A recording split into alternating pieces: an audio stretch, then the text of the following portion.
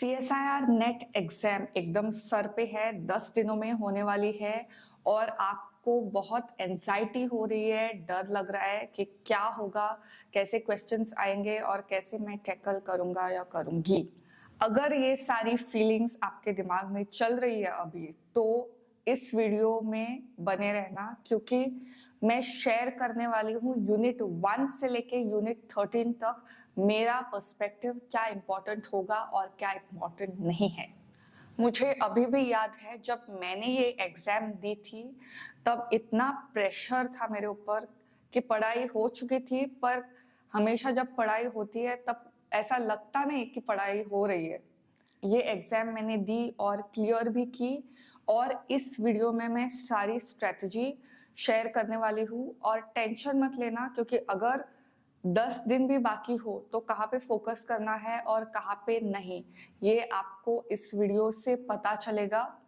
इस वीडियो में मैं बात करने वाली हूँ सबसे पहले तो यूनिट 1, यूनिट 2, यूनिट 3, ऐसे करके यूनिट 1 से लेकर यूनिट 13 तक कौन सी चीजें इंपॉर्टेंट है, कौन सी चीजें इंपॉर्टेंट नहीं है। उस सबसे एंड में मैं शेयर करने वाली हूँ कुछ पर्सनल टिप्स एंड ट्रिक्स जो आपको डेफिनेटली ये एग्जाम क्लियर करने में हेल्प करेंगे।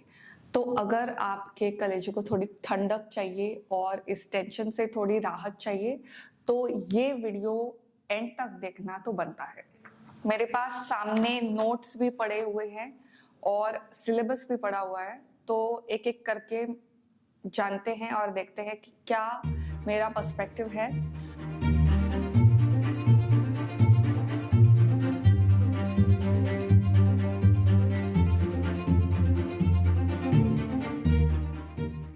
तो यूनिट 1 है molecules and their interactions relevant to biology.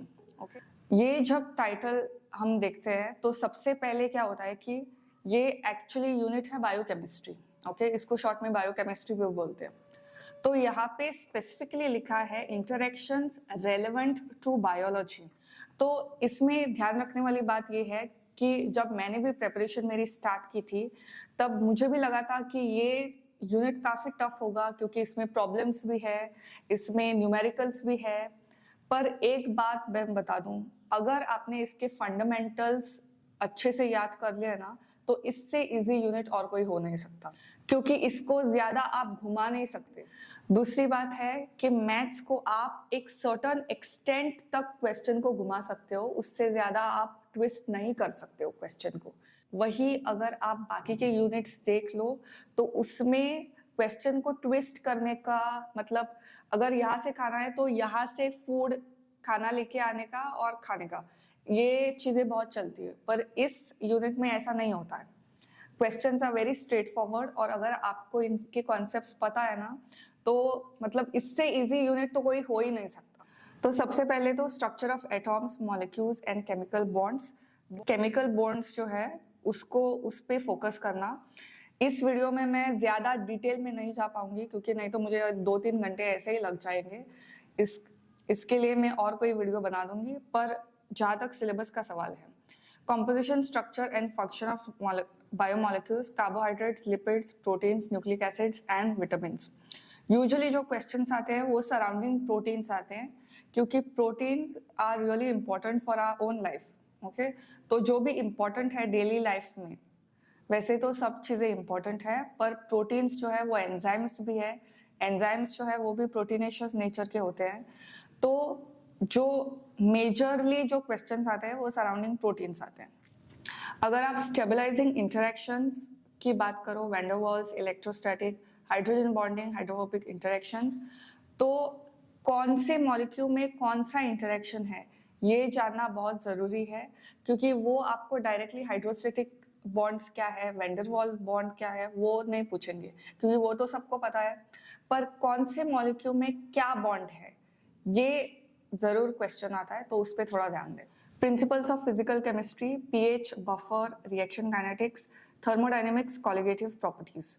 तो इस चीज का है कि पीएच जो है उसके जो भी न्यूमेरिकल्स हैं वो काफी सिंपल होते हैं। अगर आपने पीएच का थोड़ा सा भी कॉन्सेप्ट सीख लिया तो हो जाएगा। थर्मोडायनेमिक्स और कॉलिगेटिव प्रॉपर्टीज पे भी क्वेश्चन आते हैं, फोकस पीएच पे करना। Bioenergetics, glycolysis, oxidative phosphorylation, coupled reaction, group transfer, and biological energy transducers. Okay, glycolysis पे स्पेशल ध्यान दे, मतलब अगर आप ये यूनिट कर रहे हो तो glycolysis it should be on your tips. Okay, कौन सा एंजाइम जो है वो लिमिटिंग स्टेप है, स्पेशली उसका एनर्जेटिक्स क्या है. जो अगर आप ग्लाइकोलिसिस देखो तो एक ग्लूकोज मॉलिक्यूल देता है दो मॉलिक्यूल्स ऑफ पायरुवेट. तो स्टूडेंट्स कहाँ पे गलती करते हैं कि एक ग्लूकोज एक पायरुवेट, इस हिसाब से वो एनर्जेटिक्स कैलकुलेट करते हैं.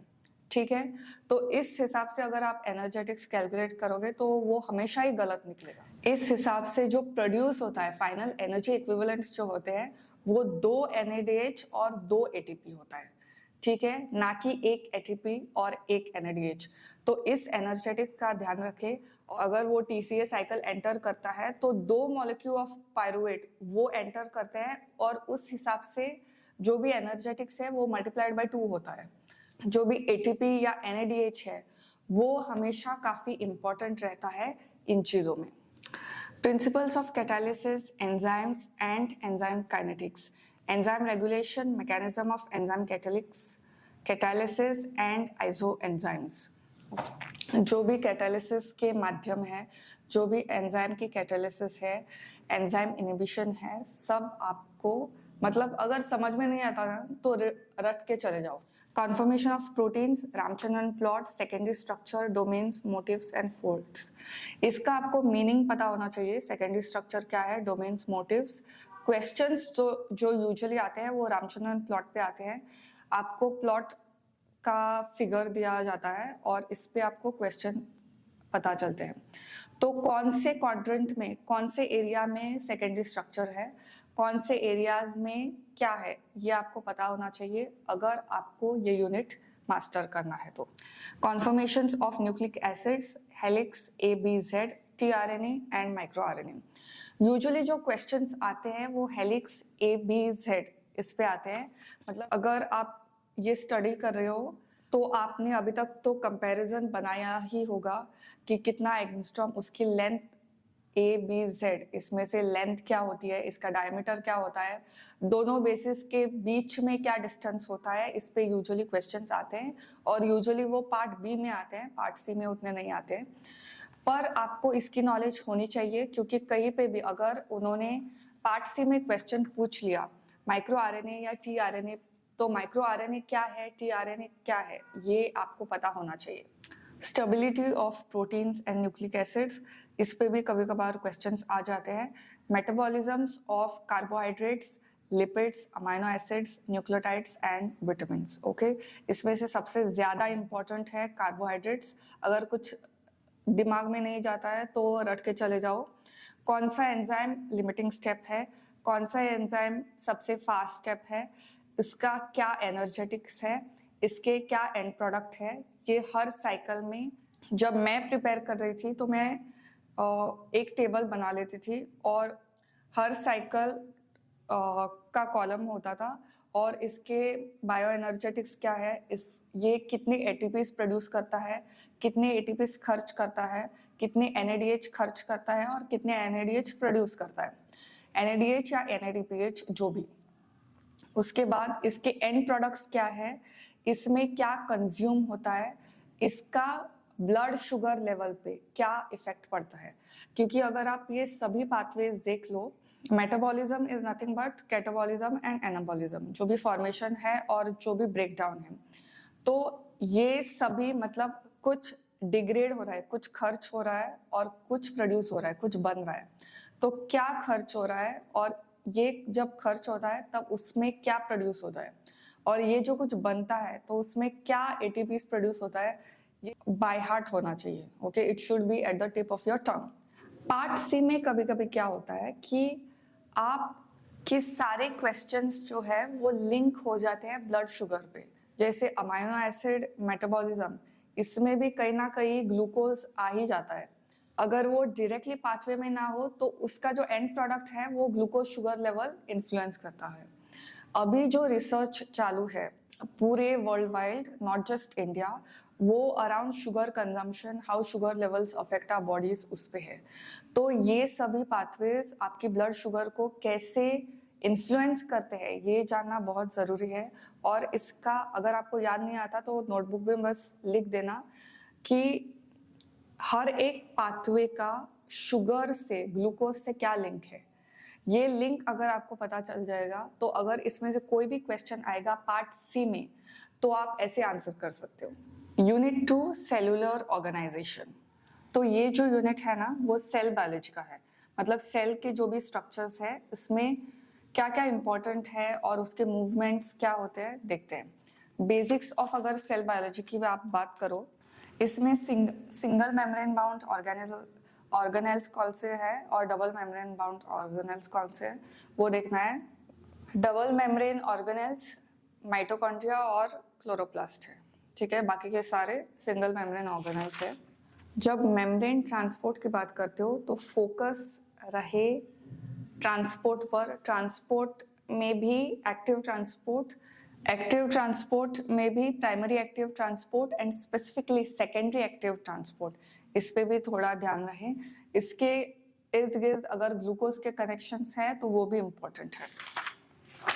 जो ट्रांसपोर्टर्स है उस पे भी उसके कैरेक्टरिस्टिक्स क्या है वो भी आपको याद रखना पड़ेगा। सेल ऑर्गेनेल्स की जब आप बात करते हो ना तब सबसे इम्पोर्टेंट, ओके, वैसे तो सभी इम्पोर्टेंट है, सबसे इम्पोर्टेंट है एंडोप्लाज्मिक रेटिकुलम एंड गोल्गी। और ये क्यों इम्पोर्टेंट है वो मैं बात करती हूँ। जो भी आपके बॉडी को प्रोटीन्स चाहिए वो प्रोटीन का ट्रैफिकिंग वेसिकुलर टारगेटिंग होता है इन दो माध्यम से। जो भी आपको लिपिड्स प्रोड्यूस होता है, प्रोटीन्स प्रोड्यूस होता है, वो ईआर और गोल्गी ये दोनों रोल प्ले करते हैं। तो अगर ये रोल प्ले कर रहे हैं तो इसका मतलब है कि ये ऑर्गेनेल्स इंपॉर्टेंट है। जब आप structure and function of cytoskeleton and its role in motility, जब आप साइटोस्केलेटन की बात करते हो तो ट्रेडमिलिंग, एक्टिन और G actin, F actin, also tubulin, इसके कैरेक्टरिस्टिक्स क्या है और अगर ये फंक्शनल नहीं है बॉडी में तो कौन से डिजीजेस हो सकते हैं उस पर ध्यान रखना। जब आप organisation of genes and chromosomes की बात करते हो तब repetitive DNA, interrupted genes, gene families ये तो है। हेटेरोक्रोमैटिन एंड यूक्रोमैटिन, इसमें डिफरेंसेस क्या है। Structure of chromatin and chromosomes, जो न्यूक्लियोसोम्स है क्रोमैटिन कैसे पैक होता है उसके अलग अलग स्टेजेस है, जैसे सोलेनॉइड स्टेज है, 11 नैनोमीटर स्टेज है। तो ये जो स्टेजेस है उसके कैरेक्टरिस्टिक्स क्या है, हिस्टोन में कौन से अमीनो एसिड्स नेचुरली प्रेजेंट है, आर्जिनिन एंड लाइसिन, और इसके साथ उसका नेचर क्या है, वो एक बेसिक नेचर है। तो इस हिसाब से आपको आपके आंसर्स और आपको प्रिपेयर करना है। हिस्टोन बेसिक नेचर है, जो डीएनए है इट इज नेगेटिवली चार्ज्ड क्योंकि उसमें फॉस्फेट्स होते हैं, जो फॉस्फेट्स नेगेटिवली चार्ज होते हैं। जो हिस्टोन और जो हमारा डीएनए है वो उसके ऊपर लग जाता है क्योंकि ये ऑपोजिटली चार्ज्ड होता है। जब हम बात करते हैं cell division and cell cycle की, माइटोसिस एंड मियोसिस, इसमें क्या डिफरेंसेस है ये तो मतलब ये तो आपके टिप्स पे होना चाहिए अगर आप CSIR के लिए प्रिपेयर कर रहे हो। इसके साथ देयर रेगुलेशन, मतलब जो भी चेक पॉइंट्स आते हैं G1 to S, G2 to M, ये सारे चेक पॉइंट्स और उसमें एग्जैक्टली क्या होता है वो पता होना चाहिए। G1 phase, S phase, G2 phase, M phase, इसमें सारे जो मॉलिक्यूल्स है, बायोमॉलिक्यूल्स है, वो कैसे अरेंज होते हैं ये भी आपको पता होना चाहिए। माइक्रोबियल फिजियोलॉजी जो क्वेश्चन है वो ज्यादा करके डायोक्सिक ग्रोथ और जो भी मतलब उसका exponential phase, lag phase, log phase, ये इसमें क्या चेंजेस आते हैं ये यूजुअली होता है। मैं फिर से बोलना चाहती हूँ कि सेल साइकिल है वो जनरली पार्ट सी में पूछा जाता है, तो इसके सारे बेसिक्स आपको पता होने चाहिए। यूनिट 3 फंडामेंटल प्रोसेसेस, सो इसको अन्य भाषा में मॉलिक्यूलर बायोलॉजी भी कहते हैं, ठीक है। तो स्टार्ट करते हैं DNA replication, repair and combination. इसमें हर एक एंजाइम का फंक्शन, चाहे वो हेलिकेज हो, टोपोआइसोमेरेज हो, अगर उसके दो टाइप्स है, जैसे टोपोआइसोमेरेज के टाइप 1 टाइप 2 होता है, एक सिंगल स्ट्रैंड को ब्रेक करता है, दूसरा डबल स्ट्रैंड को ब्रेक करता है, तो ये इसके फंक्शन पता होने चाहिए। जो रिपेयर मैकेनिज्म्स है extremely important, specially homologous and site specific recombination, क्योंकि ये यूकैरियोट में सबसे ज्यादा होता है। जो भी रिपेयर मैकेनिज्म्स यूकैरियोट में होते हैं ना, चाहे वो ऑक्सीजन रिपेयर हो या होमोलोगस रिकॉम्बिनेशन हो, उस पे फोकस रहे। ऑल्सो अगर बैक्टीरिया प्रोकैरियोट की बात करें तो मिसमैच रिपेयर ये एक काफी इम्पॉर्टेंट रोल प्ले करता है। ये प्रोसेस तो आपको याद होना ही चाहिए। इसके अलावा जो भी एंजाइम्स है उसका क्या रोल है, ये उससे भी ज्यादा इम्पोर्टेंट है। अगर आप आरएनए सिंथेसिस एंड प्रोसेसिंग की बात करो तो डेफिनेटली जो भी प्रोसेस है ट्रांसक्रिप्शन का, चाहे वो इनिशिएशन फैक्टर का एक्टिवेशन हो, सिग्मा फैक्टर हो, या रो डिपेंडेंट या रो इंडिपेंडेंट टर्मिनेशन हो, वो जो भी है, आरएनए पॉलीमरेजेस के टाइप्स और उसके फंक्शन, जो कैपिंग और आरएनए प्रोसेसिंग है specifically, more than RNA editing, आपको स्लाइसिंग में जो भी मैकेनिज्म्स यूज होते हैं ना, वो अच्छे से ध्यान रखना सबसे पहले। और structure and function of different types of RNA, ये यूजुअली पार्ट बी में पूछा जाता है। पार्ट सी में यूजुअली स्प्लाइसिंग के मैकेनिज्म्स पूछे जाते हैं। Protein synthesis and processing, ribosome formation of initiation complex, initiator factors and the regulation, ये तो सब आपको पता है। टीआरएनए इसमें सबसे ज्यादा इंपॉर्टेंट है, तो टीआरएनए के इर्द गिर्द जो भी कुछ है बाय हार्ट करके चले जाना। Translational inhibitors means antibiotics. अगर आप सीएसआईआर के लिए प्रिपेयर कर रहे हो तो आपके पास एंटीबायोटिक्स की लिस्ट होनी चाहिए जो भी पिछले एग्जाम्स में आया है, ठीक है, और वो एग्जैक्टली क्या इनिबिट करता है। फॉर एग्जाम्पल टेट्रासाइक्लिन जो केमिकल है या एंटीबायोटिक है, वो एक ट्रांसलेशनल इनिबिटर है, और वो ट्रांसलेशन में भी ए साइट है वो उसको ब्लॉक कर देता है ताकि टीआरएनए, अमाइनो एसिड टीआरएनए उस पर अटैच ही ना हो। तो इस हिसाब से मतलब एग्जैक्ट बी वेरी स्पेसिफिक, और उसमें वो क्या इनिबिट करता है, कौन सी साइट को इनिबिट करता है। अगर वो किसी बॉन्ड को इनिबिट करता है तो किस बॉन्ड को इनिबिट करता है वो पता होना चाहिए। जैसे आप अगर क्लोरामफेनिकोल लो, ओके, तो ये जो केमिकल है या एंटीबायोटिक है, वो पेप्टिडाइल ट्रांसफरेज एक्टिविटी, जो एक स्टेप है ट्रांसलेशन का, वो इसको इनिबिट करता है, तो वो पेप्टाइड बॉन्ड बनाने को ही रोक लगाता है। तो इससे क्या होगा कि ट्रांसलेशन स्टॉप होता है और इससे माइक्रोबियल ग्रोथ कंट्रोल में आता है। Control of gene expression at transcription and translational level, expression of phages, viruses, prokaryotic and eukaryotic genes, role of chromatin in gene expression and gene silencing। तो इसमें जो भी लिटिक लाइसोजेनिक साइकिल है और जो भी मतलब ऑपरेटर्स है। जब आप यूनिट 4 की बात करते हो, cell communication and cell signalling, इसमें host parasite interaction, recognition and entry processes of different pathogens like bacteria, viruses into animals and plant host cells, especially virus induced cell transformation है वो इम्पॉर्टेंट है। अगर आप सेल सिग्नलिंग की बात करो तो जीपीसीआर, जी प्रोटीन कपल्ड रिसेप्टर्स, ये इम्पॉर्टेंट है। सिग्नल ट्रांसडक्शन पाथवेज, ये पाथवेज जब आप स्टडी कर रहे हो तो हर एक एंजाइम या हर एक जो फैक्टर है जो इसमें काम आता है, उसके फंक्शन वो किस पाथवे में यूज हो रहा है ये आपको पता होना चाहिए। कोरम सेंसिंग और बैक्टीरियल कीमोटैक्सिस, इस पे कभी कभार पार्ट बी में क्वेश्चन आ जाते हैं। सेलुलर कम्युनिकेशन जो है, इसमें अडेशन मॉलिक्यूल्स, जो भी आपके इंटीग्रिन्स है, एक्स्ट्रा सेलुलर मैट्रिक्स है, उसके सारे कंपोनेंट्स, उसके सारे फंक्शंस, और किस प्रोटीन का क्या फंक्शन है, किस मॉलिक्यूल का क्या फंक्शन है, ये क्या तो हो गया। कैंसर में अपोप्टोसिस और ऑन्कोजेंस, ट्यूमर सप्रेसर्स जीन्स, इसके function, cancer and cell cycle checkpoints इसमें भी आते हैं। मेटास्टेसिस और जैसे नॉर्मल ट्यूमर होता है उसका क्या फंक्शन है? जो बेनाइन ट्यूमर होता है वो स्प्रेड नहीं होता है। जो कैंसर होता है उसमें एक यूनिक प्रॉपर्टी होती है सेल प्रोलिफरेशन, मतलब अगर 1 से 10 होना है सेल को, तो कैंसर में वो 1 से 100 होता है। तो इस बात का ध्यान रखें, ये डिफरेंसेस इंपॉर्टेंट है।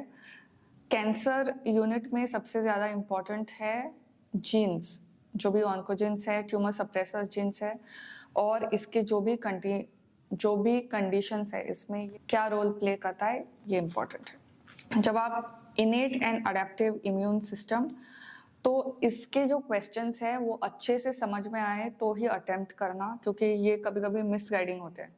मतलब ये क्वेश्चंस के आंसर बहुत बार हम एक लॉजिक लेके चलते हैं तो वो हो जाता है। तो अगर एक्सट्रीमली कॉन्फिडेंट हो इस यूनिट के साथ तो इस क्वेश्चन को हाथ लगाना, अगर कोई ऑप्शन नहीं है तो ये आंसर कर सकते हो। इस इम्यूनोलॉजी में क्या इम्पोर्टेंट है और क्या इम्पोर्टेंट नहीं है, ये थोड़ा कवर अप करना थोड़ा मुश्किल है, पर सब रीड करके चले जाना। हर एक कॉन्सेप्ट, जैसे MHC1 है, वो कौन से हेल्पर सेल्स को एक्टिवेट करता है, TH सेल्स को एक्टिवेट करता है या TC सेल को, साइटोटॉक्सिक T सेल को एक्टिवेट करता है। MHC में भी MHC1 का फंक्शन क्या है, MHC2 का फंक्शन क्या है। अगर आप इम्यून सिस्टम देखो तो प्राइमरी लिम्फॉइड ऑर्गन्स क्या है, उसका रोल क्या है, सेकेंडरी लिम्फॉइड ऑर्गन्स क्या है और उसका रोल क्या है, ये सब आपको पता होना चाहिए। बात करते हैं डेवलपमेंटल बायोलॉजी की, तो इस यूनिट की खासियत मैं बता दूंगी। ज्यादातर क्वेश्चंस इसके पार्ट सी में आते हैं, पार्ट बी में कभी कभार आ सकते हैं, पर जो पार्ट सी में क्वेश्चंस आते हैं उसकी मैं बात कर रही हूँ। एग्जामिनर्स क्या करते हैं, डेवलपमेंटल बायोलॉजी और जो यूनिट 8 है इनहेरिटेंस बायोलॉजी, यूजुअली एग्जामिनर्स इसको कंबाइन करते हैं। ठीक है, तो स्टूडेंट्स भी कंफ्यूज हो जाते हैं कि ये क्वेश्चन जो है यूनिट 5 में से आया है या यूनिट 8 में से आया है। अगर ऐसा कुछ मिसलीडिंग क्वेश्चन है और श्योर नहीं है, ठीक है, क्वेश्चन मिसलीडिंग नहीं है, क्वेश्चन करेक्ट ही है, पर हम कभी कभार कंफ्यूज हो जाता है, तो ऐसे बालकों के लिए थोड़ा ध्यान से दूं। जो भी इसमें जीन्स हैं, डेवलपमेंटल बायोलॉजी में ज्यादातर जो क्वेश्चंस आते हैं it is around genes. Okay, हर एक जीन का अगर एडिशन हो गया तो क्या होगा, और हर एक जीन का अगर डिलीशन हो गया तो फिनोटाइप पे क्या असर पड़ेगा, ये इमेजिन करना, ये स्टडी करके जाना। ठीक है, ये अगर हो गया तो दिस यूनिट इज सॉर्टेड, क्योंकि डेवलपमेंटल बायोलॉजी में वो ज्यादातर पार्ट सी में क्वेश्चन पूछते हैं। Morphogenetic gradients, cell fate and cell lineages, stem cells, genomic equivalence, सब कुछ तो सामने है। Gametogenesis, fertilisation and embryo development, इसमें ब्लास्टुला फॉर्मेशन, एम्ब्रियो फिल्ड्स और डबल फर्टिलाइजेशन पे भी कभी कभार क्वेश्चन आ जाता है। Germination, seed formation and germination, इसमें सबसे ज्यादा प्रोडक्शन ऑफ गैमेट्स, जो भी स्पर्मेटोजेनेसिस है और oogenesis का प्रोसेस है, स्टार्ट किससे होता है और इसमें एंड में क्या होता है, दोनों प्रोसेस में उसका रिजल्ट क्या है, स्पर्मेटिड्स और स्पर्मेटोजुआ में क्या फर्क है, ये कुछ चीजें हैं, ये कुछ पॉइंटर्स है जो मैं आपको दे रही हूँ। जब आप morphogenesis and organogenesis in animals की बात करते हो तो C elegans, islands induction, limb development, differentiation of neurons, ये सारे जो यूनिट्स है ही, इसमें क्या प्रोसेस है ओवरऑल, स्टेज 1, स्टेज 2, स्टेज 3, ये सारे फॉर्मेशंस में आपको पता होना चाहिए। हर एक स्टेज में कौन सा जीन इंड्यूस हो रहा है और कौन सा रिप्रेस हो रहा है। अगर एक जीन जो नॉर्मली इंड्यूस होता है इस प्रोसेस में, वो अगर निकाल दिया जाए, उसको अगर स्टॉप कर दिया जाए, तो लिम्ब डेवलपमेंट, सी एलिगेंस के फिनोटाइप, जो भी मॉर्फोलॉजी है, उस पर क्या असर पड़ेगा। Morphogenesis and organogenesis in plants, इसमें इंपॉर्टेंट है एरेप्टोप्सिस, और फ्लावरिंग भी इंपॉर्टेंट है, organisation of shoot and root apical meristem, floral meristems and floral development आप पढ़ के चले जा सकते हो। Programmed cell death, ageing and senescence, इसमें जीन्स का इंटरप्ले क्या है, हर एक प्रोटीन का फंक्शन क्या है, एपोप्टोसिस कैसे होता है, कौन से जीन्स इंड्यूस करते हैं, सेनेसेंस और एपोप्टोसिस में क्या डिफरेंस है, ये आपको पता होना चाहिए। Unit 6 system physiology plant, okay, इसको हम प्लांट फिजियोलॉजी भी बोलते हैं। स्टार्टिंग में शुरुआत करते हैं फोटोसिंथेसिस से।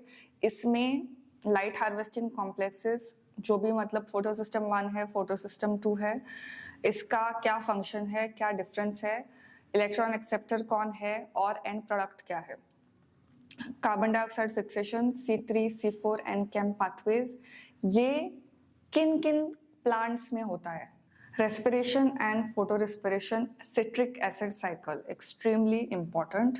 Plant microbial, electron transport and ATP synthase. Alternate oxidases पे कभी कभार क्वेश्चन आ जाता है, फोकस रखना सिट्रिक एसिड साइकिल और ATP सिंथेसिस पे। FOF1 complex, nitrogen metabolism, nitrate and ammonium assimilation, amino acid synthesis, ये इसमें से नाइट्रेट एंड अमोनियम एसिमिलेशन ये किन सर्कमस्टेंसेस में होता है, ये ध्यान रहे। Plant hormones, biosynthesis, storage, breakdown and transport. Auxin और साइटोकाइनिन इसमें से इंपॉर्टेंट है। जो इथिलीन है उस पे भी क्वेश्चंस आ जाते हैं कभी कभार पार्ट बी में, पर अगर आप पार्ट सी की बात करो तो ऑक्सिन और साइटोकाइनिन ज्यादातर इसमें क्वेश्चन आते हैं। उसका रेशियो जो भी होता है उसके ऊपर वो एनालिसिस का क्वेश्चन करते हैं। जब आप सेंसरी फोटोबायोलॉजी की बात करो तो structure and function and mechanisms of phytochromes important है, क्रिप्टोक्रोम्स एंड फोटोट्रोपिन्स, हर एक के फंक्शन क्या है, हर एक के एग्जाम्पल्स क्या है। शॉर्ट डे प्लांट्स हैं, लॉन्ग डे प्लांट्स हैं, उसके examples. Photoperiodisms and biological clocks. जब आप solute transport and photoassimilate translocation की बात करते हो, फोकस रहे transport through xylem and phloem, इसको पहले कर देना। ट्रांसपिरेशन पे भी कभी कभार क्वेश्चंस आ जाते हैं। Mechanism of loading and unloading of photo assimilates, ये पढ़ के चले जा सकते हैं। Transport and translocation of water, ions, solute and macromolecules from soil, ये जो F यूनिट है इसमें फोकस रहे transport through xylem and phloem, xylem and phloem के आसपास जो भी कुछ है। जब हम सेकेंडरी मेटाबोलाइट्स की बात करते हैं तो वेरी इंपॉर्टेंट टर्पिन्स और नाइट्रोजनस कंपाउंड्स। फिनॉल्स पे भी कभी कभार क्वेश्चंस आ जाते हैं, पर इनके जो भी पाथवेज हैं जैसे shikimic pathway, malonate pathway, mevalonate pathway, इसके जो भी एंड प्रोडक्ट्स है इसमें कौन से एंजाइम्स यूज होते हैं, इन एंजाइम्स को अगर इनिबिट किया जाए तो उसका प्लांट फिनोटाइप पे क्या असर पड़ता है, ये सब आपको पता होना चाहिए। जब हम स्ट्रेस फिजियोलॉजी की बात करते हैं तो pathogen and insects, water temperature and salt stresses, ये आप पढ़ के चले जा सकते हैं। इसमें ये जो H वाला है स्ट्रेस फिजियोलॉजी, इसमें ज़्यादा टेंशन मत लेना, फोकस बाकी के जो A से G है ना उस पे रखना। जब सिस्टम फिजियोलॉजी एनिमल की बात आती है, मतलब एनिमल फिजियोलॉजी, तो ब्लड एंड सर्कुलेशन, इसमें ब्लड वॉल्यूम रेगुलेशन पे कभी कभार न्यूमेरिकल आ जाता है। प्लाज्मा और सीरम के बीच का डिफरेंस ये पता होना चाहिए। कार्डियोवास्कुलर सिस्टम में ECG, इसका प्रिंसिपल और स्पेसिफिकली इसका ग्राफ, हर एक पीक का मीनिंग क्या है, इसमें जो भी डिप्रेशन आता है ना उसका मीनिंग क्या है, इस पे हार्ट पे क्या असर पड़ता है और हार्ट से ह्यूमन बॉडी पे क्या असर पड़ता है वो पता होना चाहिए। रेस्पिरेटरी सिस्टम की बात अगर करो तो transport of gases, exchange of gases, specially oxygen लेते हुए किस टाइप के चेंजेस होते हैं, और कार्बन डाइऑक्साइड जब सिस्टम में घुल जाता है तो कैसे चेंज आते हैं, उस पर आप ध्यान दे सकते हैं। नर्वस सिस्टम में neurons, peripheral and central nervous system, sense organs में vision, hearing and tactile response, ये आप पढ़ के चले जा सकते हैं। एक्सक्रीटरी सिस्टम में किडनी का फंक्शन क्या है, यूरिन कॉन्सेंट्रेशन और वेस्ट एलिमिनेशन।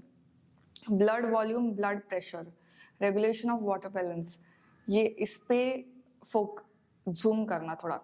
थर्मो रेगुलेशन में बॉडी टेम्परेचर, एक्लिमेटाइजेशन ये आप पढ़ के चले जा सकते हो। स्ट्रेस एंड अडेप्टेशन भी पढ़ के चले जा सकते हो। डाइजेस्टिव सिस्टम में बीएमआर और एब्जॉर्प्शन का क्या रोल होगा। एंडोक्रिनोलॉजी में reproduction, endocrine glands, basic mechanism, hormone का एक्शन क्या होगा, और जो भी हार्मोन्स है स्पेशली जे में एंडोक्रिनोलॉजी एंड रिप्रोडक्शन, उसका क्या फंक्शन होगा, वो अगर एक्सेस में चला जाए बॉडी में तो क्या होगा, और वो अगर डेफिशिएंट हो जाए बॉडी में तो ह्यूमन बॉडी पे उसका क्या असर पड़ेगा, ह्यूमन या एनिमल बॉडी पे उस पर क्या असर पड़ेगा, ये आपको पता होना चाहिए। और ये आंसर तभी आ सकता है जब आपको उस हार्मोन का फंक्शन पता हो। 8वां यूनिट जो है जिसको सबसे डर लगता है वो है इनहेरिटेंस बायोलॉजी, क्योंकि इसमें लगता है कि हमेशा मैथ्स के प्रॉब्लम्स आएंगे। ऐसा कुछ नहीं है, इसका कॉन्सेप्ट होगा तो आपको पता चल जाएगा। मेंडेलियन प्रिंसिपल्स में डोमिनेंस, सेग्रीगेशन और इंडिपेंडेंट असॉर्टमेंट। यूजुअली सेग्रीगेशन और इंडिपेंडेंट असॉर्टमेंट के बीच में स्टूडेंट्स कंफ्यूज हो जाते हैं और इस पे प्रॉब्लम्स यूजुअली पार्ट सी पे आते हैं। कॉन्सेप्ट ऑफ जीन में कॉम्प्लीमेंटेशन टेस्ट में क्या होगा इस पे ध्यान रहे। एक्सटेंशंस ऑफ मेंडेलियन प्रिंसिपल्स में ये सारे कॉन्सेप्ट्स हैं। ओके, इस पे आपको यूजुअली पार्ट बी में क्वेश्चंस आते हैं, कभी कभार पार्ट सी में भी आ जाते हैं, पर पार्ट बी में ज्यादा होता है क्योंकि ये कॉन्सेप्ट्स है और ये डेफिनेशंस है। ये अगर आपको पता है तो पता है, पता नहीं है तो नहीं पता है। जीन मैपिंग मेथड्स में linkage maps, tetrad analysis, molecular markers, इस पे क्वेश्चंस आते हैं कभी कभार। Extra chromosomal inheritance, inheritance of mitochondrial and chloroplast genes, maternal inheritance. So chloroplast और जो माइटोकॉन्ड्रिया है इसका रेट्रोग्रेसिव एवोल्यूशन हुआ है। इस वजह से, अब इसका मीनिंग क्या है वो डिक्शनरी में देख लेना। इस वजह से इसमें क्या हुआ है कि ये जो ट्रांसमिट होते हैं, it is transmitted through mother. तो जो नॉर्मल हम जो इनहेरिटेंस के पैटर्न्स है वो क्लोरोप्लास्ट और माइटोकॉन्ड्रिया को लागू नहीं होते। इसका इनहेरिटेंस पैटर्न थोड़ा अलग है नॉर्मल इससे। तो क्या डिफरेंस है ये पता होना चाहिए। माइक्रोबियल जेनेटिक्स में ट्रांसफॉर्मेशन, कॉन्जुगेशन, ट्रांसडक्शन एंड सेक्सडक्शन, इसके डेफिनेशन क्या है और प्रोसेस क्या है वो पता होना चाहिए। ह्यूमन जेनेटिक्स में पेडिग्री एनालिसिस एक्सट्रीमली इंपॉर्टेंट, इसमें यूजुअली पार्ट सी में क्वेश्चन आता है। ओके, ह्यूमन जेनेटिक्स हमेशा सालों से मतलब पार्ट सी में क्वेश्चन आता है। कभी कभार मतलब एकदम एबनॉर्मल अगर एग्जामिनर हुआ तो वो पार्ट बी में पूछेगा, पर यूजुअली पेडिग्री एनालिसिस का हमेशा पार्ट सी में आता है। Lord score for linkage testing, इस पे भी क्वेश्चन आते हैं। कैरियोटाइप्स, जेनेटिक डिसऑर्डर्स, ये जो क्वेश्चंस हैं वो पार्ट बी या पार्ट सी में भी आ सकते हैं, पर pedigree analysis it is a major question. Quantitative genetics की अगर आप बात करो तो polygenic inheritance, heritability and its measurement, QTL mapping, ये पढ़ के चले जाना मीनिंग क्या है और उसमें क्या होता है। Mutation types, causes, detection, mutant types, lethal, conditional, biochemical, loss of function, gain of function, germinal versus somatic mutants. Somatic जो म्यूटेशंस होते हैं, जो अपने बाकी के सेल्स में जो म्यूटेशन होते हैं वो अगले जनरेशन को पास नहीं होते। जो जर्म सेल्स में जो म्यूटेशंस होते हैं वो आप अगले प्रोजेनी को पास कर सकते हो। तो जो भी म्यूटेशंस जो अगले जनरेशन को आप पास कर सकते हो उस पे फोकस करना। और इसके मीनिंग्स क्या है, जैसे लीथल का मीनिंग क्या है, कंडीशनल का मीनिंग क्या है, उसका ध्यान रहे। Structural and numerical alterations of chromosomes, deletions, duplications, इन्वर्जन्स में फाइनल जो फिनोटाइप होता है उसके ऊपर क्या असर पड़ता है, और फाइनल जो क्रोमोसोम का काउंट होता है वो क्या होता है वो ध्यान रखें। Recombination, homologous and non homologous recombination including transposition. Transposition पे कभी कभार क्वेश्चन आ जाते हैं। Homologous and non homologous recombination पे ध्यान रखना, क्योंकि ये एक DNA रिपेयर मैकेनिज्म भी है। अगर आपने पिछला यूनिट देखा है मॉलिक्यूलर बायोलॉजी या इवन सेल बायोलॉजी, ये एक DNA रिपेयर मैकेनिज्म है जो ह्यूमंस में पाया जाता है। Unit 9, diversity of life forms. अब इस यूनिट की खासियत मैं बता देती हूँ। ये जो यूनिट है वो अगर ये पूरा यूनिट आपको पार्ट बी में पूछा जाए तो कैसा होगा, तो इस हिसाब से प्रिपेयर करना।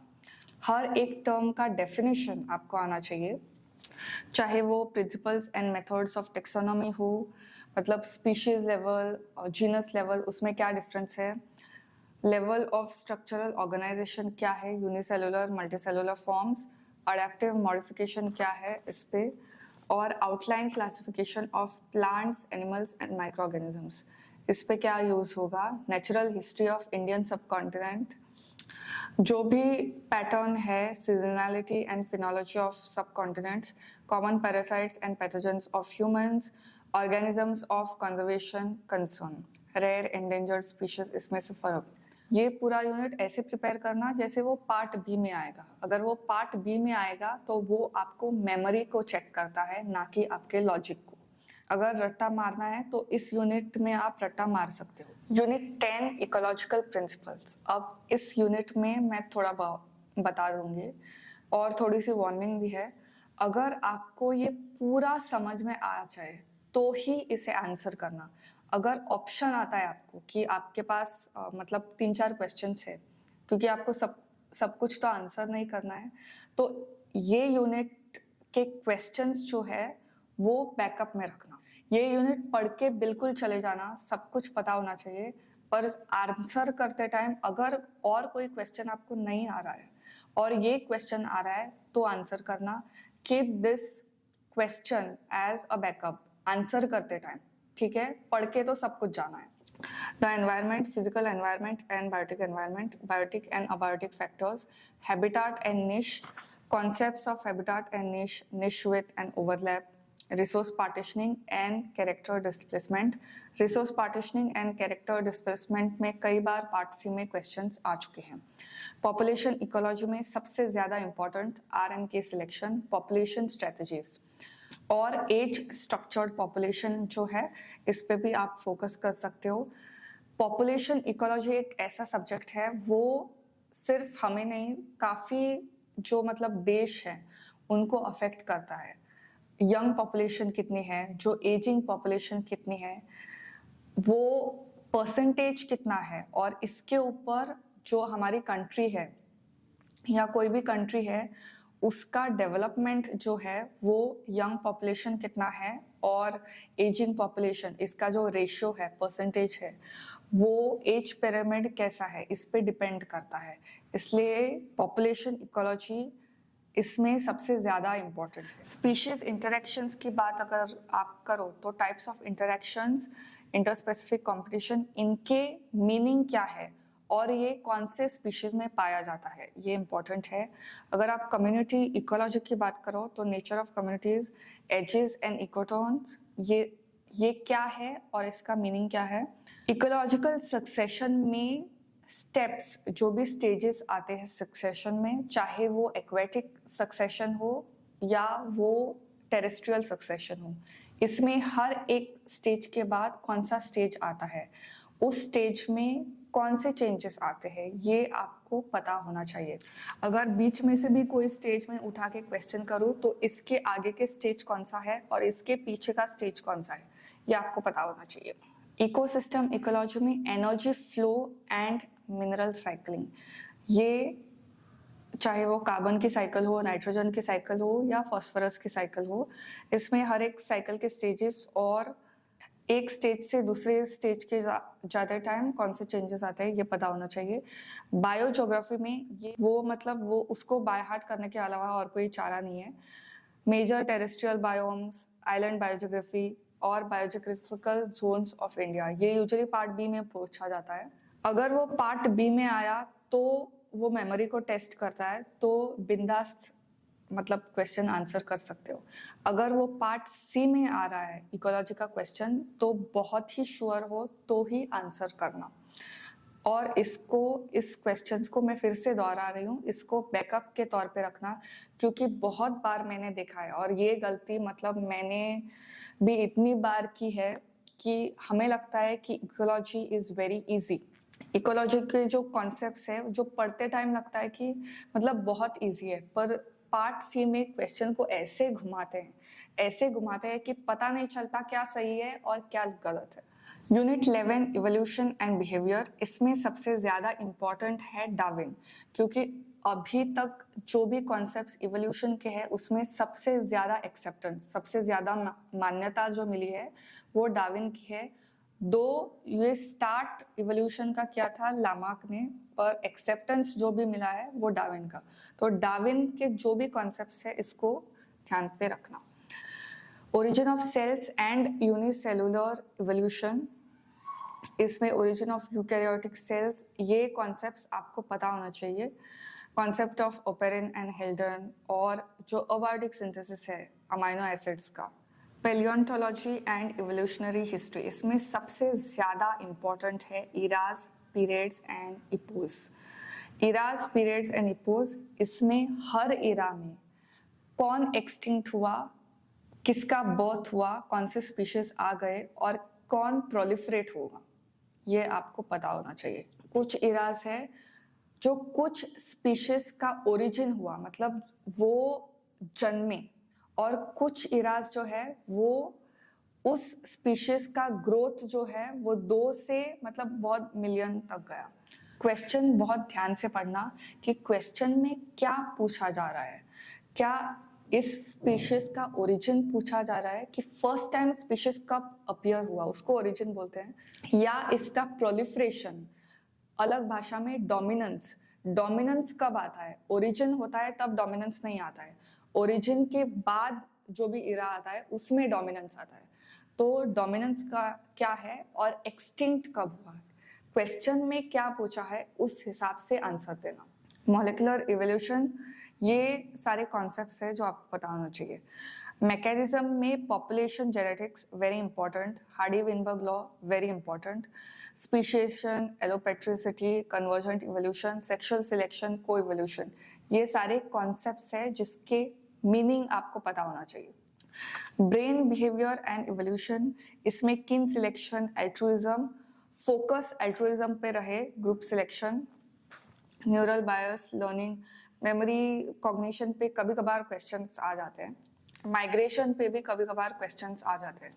ये जो भी है ब्रेन बिहेवियर एंड इवोल्यूशन, ये यूजुअली कॉन्सेप्ट्स है और कॉन्सेप्ट्स यूजुअली टेस्ट होते हैं पार्ट बी में, ठीक है। यूनिट 12 अप्लाइड बायोलॉजी, ये सारे जो क्वेश्चन मेरे सामने हैं ये एप्लीकेशंस है, इंडस्ट्रियल एप्लीकेशंस, इसको आप एक तरह से इंडस्ट्रियल माइक्रोबायोलॉजी या इंडस्ट्रियल बायोटेक्नोलॉजी भी बोल सकते हैं। तो उसके कोई क्वेश्चन है आपके पास, उसके कोई बुक्स है आपके पास, तो वो आप गो थ्रू कर सकते हैं। एग्जाम 10 दिन पे है, ये बुक्स से गो थ्रू करने का टाइम तो नहीं है, पर फिर भी मैं बोल रही हूँ। यूनिट 13 मेथड्स इन बायोलॉजी, इसको हम टेक्निक्स के नाम से भी बुलाते थे, मतलब जब मैं प्रिपेयर कर रही थी। तो इसका एक ही सोल्यूशन है, इसको आप छोड़ नहीं सकते। You have to go through everything, हर टेक्निक का प्रिंसिपल क्या है और वो किस में यूज होता है और वो किस में यूज नहीं होता है।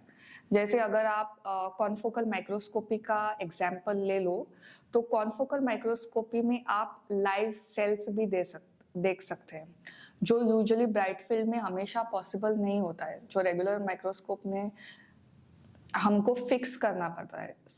सेल फिक्सेशन मतलब सेल डेथ। अगर आप हिस्टोकेमिकल एंड इम्यूनोलॉजिकल टेक्निक्स, इसी का आप अगर एग्जाम्पल लो, तो एक टेक्निक है एलाइजा टेक्निक, उसमें डायरेक्ट इनडायरेक्ट कॉम्पिटिटिव आता है। तो जो डायरेक्ट एलाइजा है वो डिटेक्शन ऑफ एंटीजन में काम करता है, not of detection of antibodies. पर जो इनडायरेक्ट एलाइजा है, जो HIV डिटेक्शन में भी यूज होता है, उसमें आप डिटेक्शन ऑफ एंटीबॉडी करते हो, ना कि डिटेक्शन ऑफ एंटीजन। तो कौन सी टेक्निक क्या नहीं करती है ये भी आपको पता होना चाहिए अगर आपको एनालिटिकल क्वेश्चंस आंसर करने हैं पार्ट 13 के। और मैं ये भी बोलना चाहती हूँ कि बहुत से बार यूनिट 13 के क्वेश्चन मतलब ऐसे सेपरेटली यूनिट 13 से नहीं आते हैं। यूनिट 13 के क्वेश्चंस को ज्यादातर 99% ऑफ द टाइम्स इसको बाकी यूनिट के साथ कंबाइन किया जाता है। जेनेटिक्स में क्वेश्चन आ रहा है तो कुछ मेंडेलियन इनहेरिटेंस का क्वेश्चन ले लो, उसको कंबाइन कर लो, उसको तोड़ो, उसको यूनिट 13 के साथ लगाओ, और कौन सी टेक्निक है जो जीन डिटेक्शन या DNA डिटेक्शन में यूज होती है। अगर आपने इसके प्रिंसिपल्स ये टेक्निक क्या करती है और ये टेक्निक क्या नहीं करती है, मतलब इसके लिमिटेशंस क्या है। ये 3 चीजें अगर आपको पता है हर टेक्निक के बारे में, तो ये आप इजीली आंसर कर सकते हो। ये यूनिट 13 मतलब दिखने के लिए तो बड़ा लगता है, क्योंकि अगर आप सिलेबस ही देख लो तो ये पूरा पन्ना यूनिट 13 है और ये मतलब 1.5 पेज है, और इतना तो मतलब कोई भी यूनिट नहीं है, तो ऐसा लगता है कि ये बहुत ज्यादा है। पर इसके लिए सबसे बेस्ट मेथड है टेबल फॉर्मेशन। हर एक टेक्निक व्हाट इट डज, इसका प्रिंसिपल क्या है, प्रिंसिपल मतलब एक सेंटेंस में बता दो, और ये क्या करती है और ये क्या नहीं करती है। हर एक टेक्निक यू कैन मेक और टेबुलर कॉलम।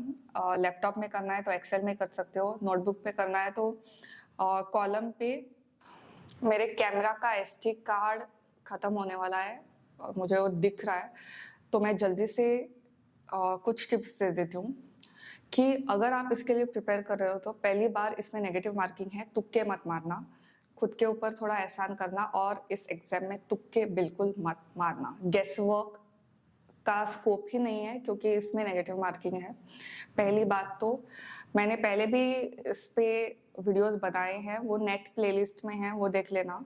पार्ट ए जो है जनरल एप्टीट्यूड, ये भी कवर कर देना, उसको छोड़ना नहीं। ये मैथ्स का पार्ट नहीं है, वो लॉजिक का पार्ट है। पहली बात तो इस पे शायद मैंने सेपरेट वीडियो बनाया है, और अगर नहीं बनाया है तो इसके टिप्स मैंने ऑलरेडी जो वीडियोस बनाए हैं उसमें दे दिए हैं, तो वो चेक कर देना।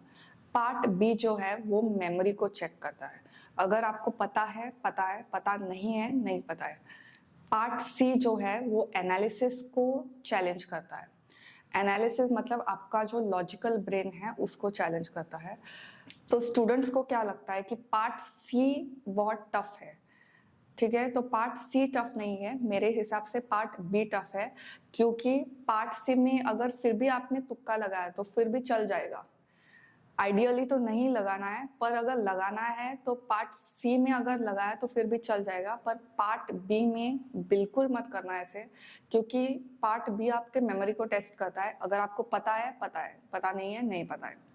पार्ट सी में जो क्वेश्चंस आते हैं इतने बड़े बड़े, उसको देखकर घबराने की बिल्कुल जरूरत नहीं है। जब आप ठंडे दिमाग से एक्चुअली क्वेश्चन करने लगोगे तो आपको पता चलेगा कि ये बहुत ही आसान है, और जो आंसर आप रिजेक्ट नहीं कर सकते वो एक्सेप्ट कर देना। ये मैंने दूसरे वीडियोस में भी बताया है, तो मेरे कैमरे की बैटरी भी डाउन हो रही है, इसलिए मैं ज़्यादा इलेबरेट नहीं कर पाऊंगी। 5वीं बात जो मैं बोलना चाहती हूँ कि आपने कितनी भी स्टडी की है, लास्ट ये 3 घंटे में आप कितना काम रखते हो और आप खुद को मतलब अपने ब्रेन को कितना कूल रखते हो, इस पे डिपेंड करता है कि आपका स्कोर क्या होगा, क्योंकि वही डिसाइड करेगा कि आप कितनी कम नेगेटिव मार्किंग करते हो। तो फोकस रहे नेगेटिव मार्किंग कम से कम, rather than answering the questions, rather than जो क्वेश्चंस आंसर किया है ना, उससे ज्यादा नेगेटिव मार्किंग जो है वो कम से कम हो, इस पे ज्यादा फोकस हो। तो यही कुछ चीजें मैं बोलना चाहती थी, और मुझे पता है कि CSIR नेट का खौफ मतलब काफी लोगों को है, और मुझे भी था क्लियर करने से पहले।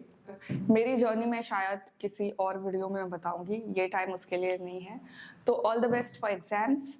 अगर कुछ क्वेश्चंस है तो वो लिंक में बता देना, कमेंट कर देना। अगले वीडियो में मिलते हैं, तब तक के लिए बाय।